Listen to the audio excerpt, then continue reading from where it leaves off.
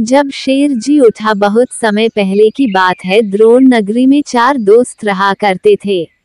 उन चारों में से 3 ब्राह्मण कई तरह की विद्याओं में निपुण थे, जबकि चौथे के पास किसी तरह की विद्या नहीं, लेकिन वो बहुत बुद्धिमान था।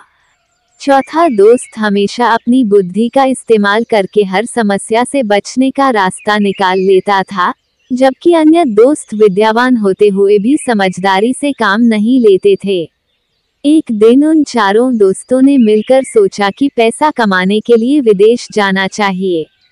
वहां जाकर ही विद्या का लाभ मिलेगा और पैसे कमाने का रास्ता भी। इसी सोच के चलते चारों विदेश यात्रा पर चल दिए। यात्रा करने के दौरान एक ब्राह्मण दोस्त ने कहा कि हम में से सिर्फ एक दोस्त के पास विद्या नहीं है। ऐसे दोस्त को हमारी विद्या के कारण मिलने वाला धन नहीं मिलना चाहिए। वो घर वापस जा सकता है। इस पर काफी देर चर्चा करने के बाद दूसरा दोस्त इस बात से सहमत हो गया, लेकिन तीसरे दोस्त ने कहा कि ऐसा करना ठीक नहीं होगा। हम सभी बचपन से दोस्त हैं और अब यह फैसला लेना गलत होगा। हम जो कुछ भी कमाएंगे उसे 4 हिस्सों में बांट देंगे। इस बात पर सबने हामी भरी और सभी विद्या का चमत्कार लोगों को दिखाने के लिए आगे की ओर बढ़ने लगे। यात्रा के दौरान जंगल से गुजरते हुए उन्हें एक मरा हुआ शेर दिखा। सभी ब्राह्मणों ने कहा कि हम अपनी विद्या के चमत्कार से इस शेर को जिंदा कर देंगे। इससे हमें बहुत यश और कीर्ति मिलेगी।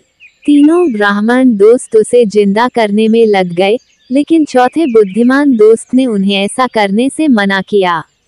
उसने कहा कि अगर तुम लोग इसे जिंदा कर दोगे, तो वह जिंदा होते ही हम सबको खा जाएगा। चौथे दोस्त के बहुत कहने के बावजूद तीनों दोस्त नहीं माने। उनमें से एक ब्राह्मण शेर की अस्थियों को समेटने लगा, तो दूसरा उसके अंक को और चौथा उसके शरीर में प्राण डालने की कोशिश करता रहा। तीनों को अपनी अपनी विद्या का इस्तेमाल करते देख चौथा दोस्त डर गया। उसने अपने सभी मित्रों से कहा, ठीक है, तुम लोग अपने मन की करो, लेकिन मुझे पेड़ पर चढ़ जाने दो। इतना कहकर चौथा दोस्त झट से पेड़ पर चढ़ गया। वहीं अन्य दोस्त मिलकर अपनी सिद्धियों और विद्याओं के बल से उस शेर को जीवित करने की कोशिश में लग गए। देखते ही देखते शेर जिंदा हो जाता है।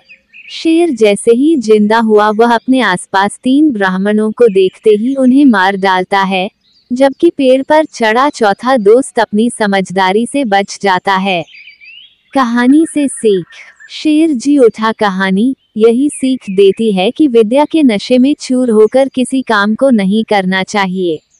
हर काम को करते हुए उसके अच्छे और बुरे दोनों परिणाम के बारे में सोचना जरूरी है।